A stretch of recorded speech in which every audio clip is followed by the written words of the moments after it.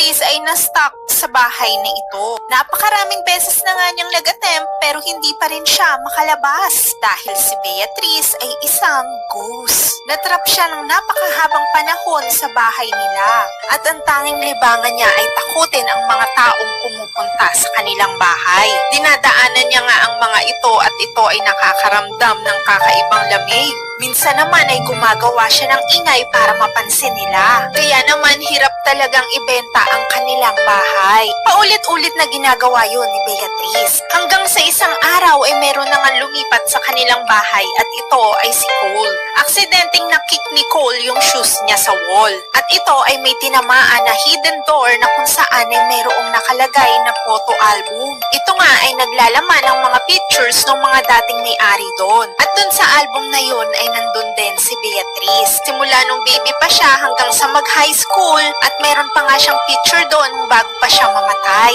Nagulat si Cole dahil biglang nag-close yung album.